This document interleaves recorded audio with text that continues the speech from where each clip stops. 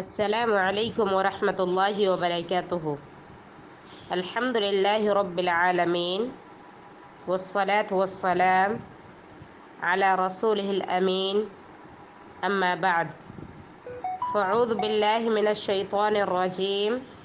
بسم الله الرحمن الرحيم.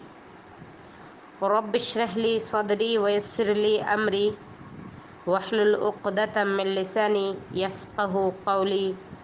اللهم رب زدني علما ورزقني فهما. سبحانك لا علم لنا إلا ما علمتنا إنك أنت العليم الحكيم. اللهم لا سهل إلا ما جعلته سهلا وأنت تجعل الحزن إذا شئت سهلا. عزیزہ سامعات، آج میں کتاب التوحید کی تیسری کڑی لے کر آپ کے سامنے پیش خدمت ہوں.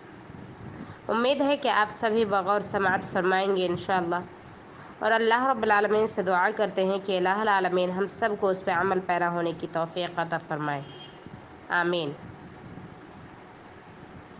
الحمدللہ ہم لوگ گزشتہ کلاس میں کتاب التوحید کے پوائنٹس کو کمپلیٹ کرنے کی کوشش کر رہے تھے، اور انشاءاللہ کتاب التوحید جو ہیڈنگ ہے، ہیڈ لائن ہے، اس کو آج کے درس میں ہم کمپلیٹ کریں گے. سورہ نساء آیت نمبر 36 کی ایک آیت میں پڑھی تھی کہ وَاعْبُدُوا اللَّهَ وَلَا تُشْرِكُوا بِهِ شَيْئًا، یعنی اللہ رب العالمین سورہ نساء میں ارشاد فرماتے ہیں کہ اللہ کی عبادت کرو اور اس کے ساتھ کسی چیز کو شریک نہ کرو. مذکورہ آیت کریمہ میں کلمہ توحید لا الہ الا اللہ پر دلالت کرتی ہے، یعنی اللہ کے سوا کوئی معبود برحق نہیں، یعنی ایک اللہ کی عبادت کرو. وَاعْبُدُوا اللَّهَ وَلَا تُشْرِكُوا بِهِ شَيْئًا، یعنی ایک پوائنٹ کیا ہے کہ تم اللہ کی عبادت کرو، اور دوسرا پوائنٹ وَلَا تُشْرِكُوا بِهِ شَيْئًا، اور کہ اس کے ساتھ کسی کو شریک نہ کرو. تو ہمیں کیا پتہ چلتا ہے کہ اللہ کی ہمیں عبادت کرنی ہے.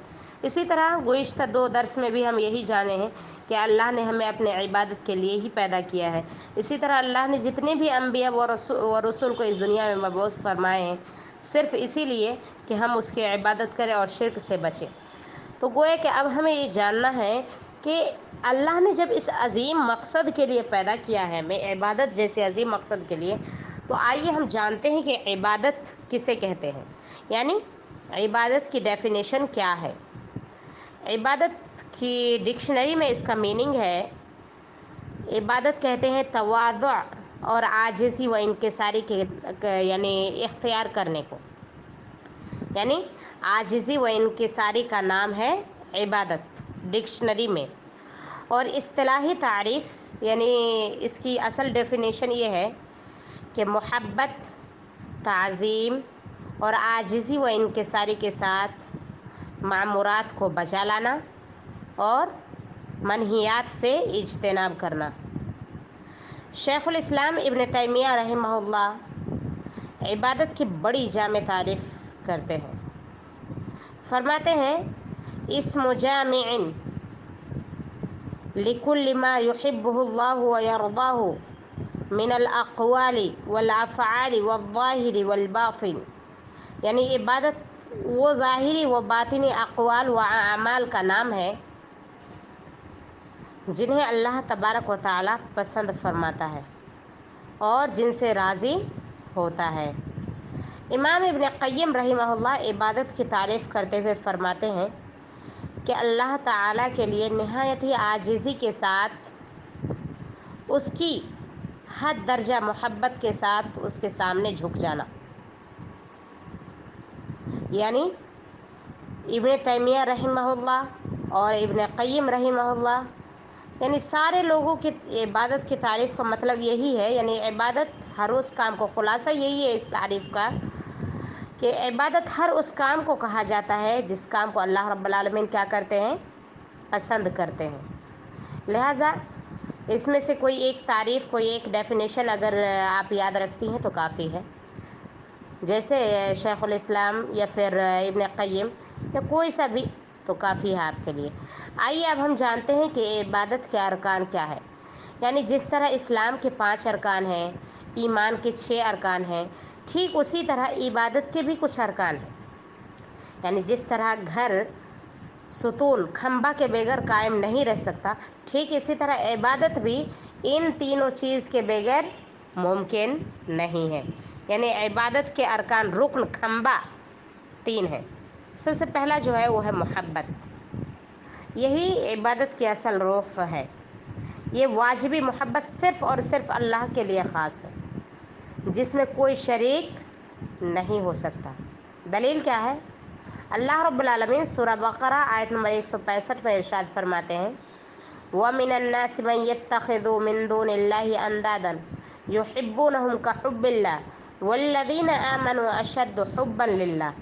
اور بعض لوگ ایسے ہیں جو اللہ کو چھوڑ کر دوسروں کو شریک بناتے ہیں اور ان سے اللہ جیسی محبت کرتے ہیں، لیکن جو ایمان والے ہیں وہ اللہ ہی سے زیادہ محبت کرنے والے ہیں۔ تو لہٰذا ہمیں اس آیت سے کیا پتہ چلتا ہے کہ ہمیں ہمارے دل میں سب سے زیادہ محبت اللہ رب العالمین کے لیے ہونی چاہیے۔ اسی طرح یعنی محبت مشرکین مکہ کا کیا طریقہ تھا کہ وہ لوگ کیا کرتے تھے، وہ لوگ کہتے تھے کہ ہم اللہ رب العالمین سے محبت کرتے ہیں۔ اسی طرح سے وہ لوگ اپنے بت کے لیے بھی یعنی نظر پیش کرتے تھے اور اللہ رب العالمین کے لیے بھی نظر پیش کرتے تھے، لیکن وقت آنے پہ کیا کرتے تھے، اللہ رب العالمین کا حصہ بت کے حق میں کر دیا کرتے تھے، لیکن بت کا حصہ کبھی بھی وہ اللہ رب العالمین کو نہیں دیتے تھے۔ تو یہی اس آیت کا مطلب کیا ہے کہ وہ لوگ کیا کرتے ہیں، اللہ سے زیادہ دوسرے کو محبت، دوسرے کو جو شریک کرتے ہیں نا، ان سے اس جیسی محبت کرتے ہیں جس طرح اللہ سے محبت کرنی چاہیے۔ لہٰذا ہم مومنوں کو چاہیے کہ ہم اللہ رب العالمین سے ہی محبت کریں، اللہ کے ساتھ کسی اور کو شریک بنا کر ان سے محبت نہ کریں۔ دوسرا رکن ہے امید، یعنی اللہ تعالیٰ ہی سے لو لگانا، اسی سے امیدیں وابستہ کرنا ضروری ہے۔ یعنی امید کی ذات اگر کوئی ہے تو وہ اللہ رب العالمین ہی ہے۔ لہٰذا ہم انسانوں کو چاہیے کہ ہم اللہ رب العالمین ہی سے لو لگائیں، اللہ رب العالمین ہی سے وابستہ اپنی امیدیں وابستہ کریں۔ دلیل، اللہ رب العالمین سورہ کہف آیت نمبر 110 میں ارشاد فرماتے ہیں، فَمَنْ كَانَ يَرْجُو لِقَاءَ رَبِّهِ فَلْيَعْمَلْ عَمَلًا صَالِحًا وَلَا يُشْرِكْ بِعِبَادَةِ رَبِّهِ أَحَدًا۔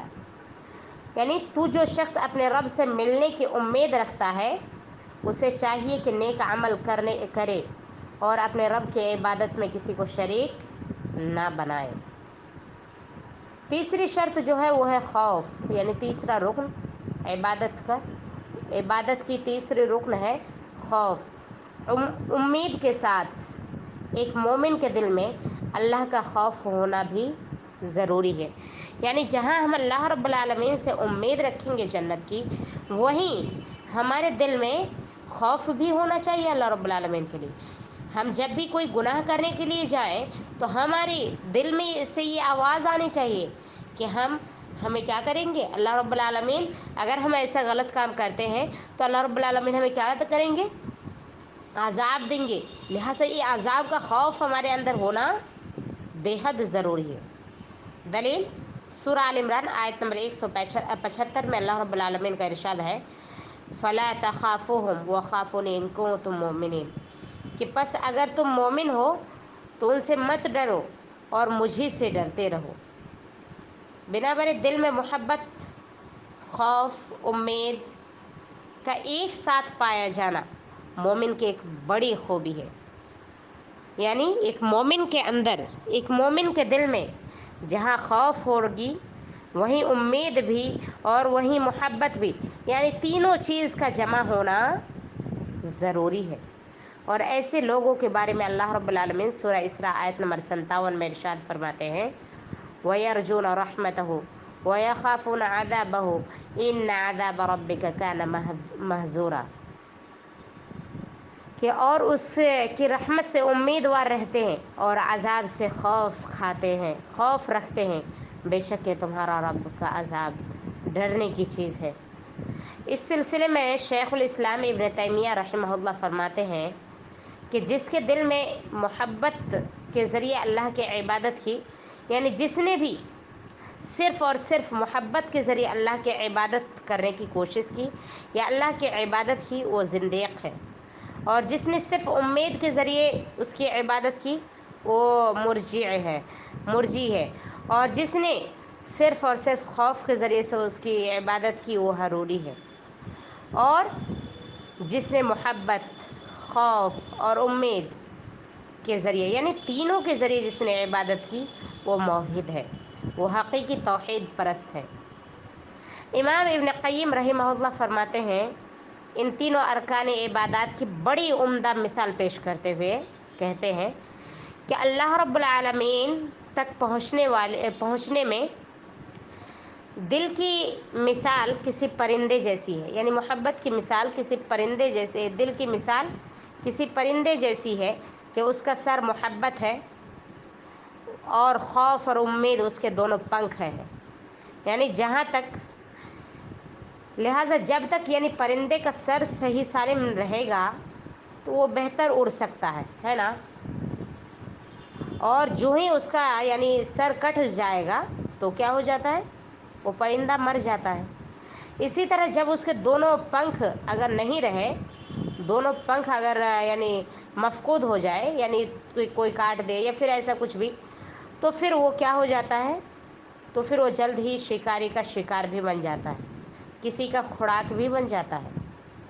تو یہی مثال دیتے ہیں، یعنی مومن کے دل میں اللہ رب العالمین کے لیے محبت، خوف، امید تینوں چیز پایا جانا ضروری ہے۔ آئیے اب ہم آگے بڑھتے ہیں۔ نبی کریم صلی اللہ علیہ وسلم کی اس حدیث کو سامنے رکھ کر غور کرنے سے توحید کا اندازہ ہو جائے گا کہ انسان کی زندگی میں اللہ رب العالمین کی طرف سے سب سے بڑا جو واجبی حق ہے وہ توحید ہے۔ چنانچہ نبی کریم صلی اللہ علیہ وسلم فرماتے ہیں، فَإِنَّ حَقَّ اللَّهِ عَلَى الْعِبَادِ أَن تَعْبُدُوهُ وَلَا يُشْرِكُوا بِهِ شَيْئًا وَحَقُّ الْعِبَادِ عَلَى اللَّهِ أَن لَّا يُعَذِّبَ مَن لَّا يُشْرِكُ بِهِ شَيْئًا۔ یہ حدیث صحیح بخاری و صحیح مسلم کی ہے۔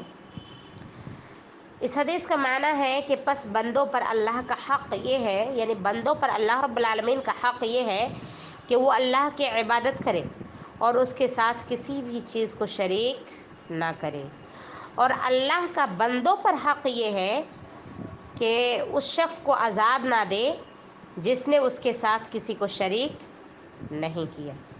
یعنی اس حدیث سے بھی ہمیں یہی پتہ چلتا ہے کہ ہمیں کیا کرنا ہے، یعنی ہمارا جو حق ہے اللہ رب العالمین پہ وہ یہی ہے کہ ہم اللہ رب العالمین کی عبادت کریں اور اس کے ساتھ کسی کو شریک نہ کریں۔ صرف اللہ رب العالمین کی عبادت کرنا ہی ہمارے لیے کافی نہیں ہے، بلکہ اس میں دوسرا پہلو ہونا بھی بے حد ضروری ہے، یعنی اس کے ساتھ کسی کو شریک ہمیں نہیں کرنا ہے۔ اسی طرح اگر ہم ایسا کریں گے، یعنی اللہ رب العالمین کے ساتھ کسی کو شریک نہیں کریں گے، تو پھر اللہ رب العالمین کا حق ایسے بندوں پہ کیا ہے، تو ایسے بندوں پہ اللہ کا حق یہ ہے کہ اللہ رب العالمین ایسے شخص کو کیا نہیں کرے گا، عذاب نہیں دے گا جو اللہ کے ساتھ کسی کو شریک نہیں کرتا، ٹھیک ہے نا، یعنی جو کسی کو شرک سے بچتا ہے تو اس کو اللہ رب العالمین عذاب نہیں دے گا۔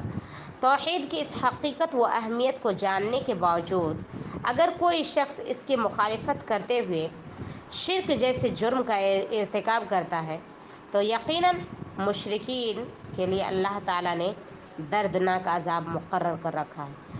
اللہ رب العالمین سورہ مائدہ آیت نمبر 72 میں ارشاد فرماتے ہیں، إِنَّهُ مَن يُشْرِكْ بِاللَّهِ فَقَدْ حَرَّمَ اللَّهُ عَلَيْهِ الْجَنَّةَ وَمَأْوَاهُ النَّارُ وَمَا لِلظَّالِمِينَ مِنْ أَنصَارٍ، کہ یقیناً جو شخص اللہ کے ساتھ شرک کرے گا اللہ اس پر جنت حرام کر دے گا اور اس کا ٹھکانہ جہنم ہے، اور ظالموں کا کوئی مددگار نہیں ہے۔ یہی وجہ ہے کہ اللہ رب العالمین نے نبی صلی اللہ علیہ وسلم کو مخاطب کرتے ہوئے فرمایا، وَلَقَدْ أَوْحَىٰ إِلَيْكَ وَإِلَى الَّذِينَ مِن قَبْلِكَ لَئِنْ أَشْرَكْتَ لَيَحْبَطَنَّ عَمَلُكَ وَلَتَكُونَنَّ مِنَ الْخَاسِرِينَ۔ کہ اے محمد صلی اللہ علیہ وسلم، تمہارے طرف اور تم سے قبل پیغمبروں کے طرف یہی وحی بھیجی گئی کہ اگر تم نے شرک کیا تو تمہارے اعمال برباد ہو جائیں گے اور تم گھاٹا اٹھانے والوں میں سے ہو جاؤ گے۔ تو دیکھیے اللہ رب العالمین سورہ زمر آیت نمبر 25 کی اس آیت میں انبیاء کو اس بات سے مخاطب کر رہے ہیں کہ اگر تم کیا کرو گے، شرک کرو گے تو تمہارے سارے نیک اعمال برباد ہو جائیں گے اور تم نقصان اٹھانے والوں میں سے ہو جاؤ گے۔ تو جب ایک انبیاء کے تمام اعمال برباد ہو سکتے ہیں تو بھلا ہم کون سے انسان ہیں کہ ہم شرک بھی کریں اور اللہ رب العالمین سے جنت کی امیدیں بھی لگائیں۔ ایک نبی کو اللہ رب العالمین مخاطب کر رہے ہیں، خطاب کر رہے ہیں کہ اگر آپ شرک کریں گے تو آپ کے تمام اعمال برباد ہو جائیں گے۔ لہٰذا ہمیں بھی ضروری ہے کہ ہم انسان تو خطا کار ہی ہیں، لہٰذا ہمیں کم از کم یہ کوشش ضرور کرنی چاہیے کہ ہمارے زندگی میں شرک نہ آئے۔ نبی کریم صلی اللہ علیہ وسلم فرماتے ہیں کہ اللہ تبارک و تعالیٰ کہتے ہیں کہ اگر کوئی بندہ ایسا کرتا ہے کہ زمین بھر گناہ لے کے ہم سے ملتا ہے لیکن اس گناہ میں شرک نہیں رہے گا تو ہم اسے معاف فرما دیں گے۔ لہٰذا ہمیں چاہیے کیا کہ ہم شرک سے دور رہیں۔ لہٰذا اب چاہیے جتنی مرضی دنیا میں کوئی نیک عمل کر لے، یعنی جتنا چاہے کوئی انسان اگر نیک عمل کر لے رہا ہے لیکن اس کی زندگی میں لمحہ بھر کے لیے اگر شرک شامل ہوا تو پھر اس کے سارے عمل برباد ہو جائیں گے۔ اسی لیے انسان کو جہاں ایک طرف توحید کی رسی کو مضبوطی سے تھامنا چاہیے، یعنی جہاں ایک طرف انسان کو توحید کی رسی کو تھامنا ضروری ہے، وہیں دوسری طرف شرک جیسے غلاظت سے اپنے دامن کو پاک صاف رکھنا بھی بے حد ضروری ہے۔ اور اگر ہم انجانے میں شرک کر بھی بیٹھے ہیں تو ہمارے لیے ضروری ہے کہ ہم اس سے توبہ کر کے تائب ہو کر اللہ کے صحیح دین کی طرف لوٹ آئیں اور اللہ کے ساتھ شرک کرنے کو چھوڑ دیں۔ کتاب التوحید کے پہلے باب کا یہی خلاصہ ہے جو میں نے آپ کے سامنے ابھی بیان کیا۔ مذکورہ نصوص کے روشنی میں 6 امور کا میں یعنی 6 امور ذکر کی ہوں۔ امید ہے کہ آپ سب اس کو بغور سماعت کریں گی اور اس کو یعنی اس پہ عمل پیرا ہونے کی کوشش ضرور کریں گے انشاءاللہ۔ اللہ رب العالمین سے دعا کرتے ہیں کہ الہ العالمین تو ہم سب کو کہنے سے زیادہ اور سننے سے زیادہ اس پر عمل پیرا ہونے کی توفیق عطا فرما اور توحید کی رسی کو مضبوطی سے تھامنے، شرک کی غلاظت سے اپنی زندگی کو پاک کرنے کی توفیق عطا فرما، آمین۔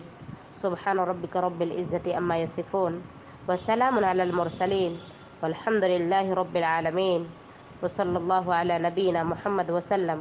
والسلام علیکم ورحمۃ اللہ وبرکاتہ۔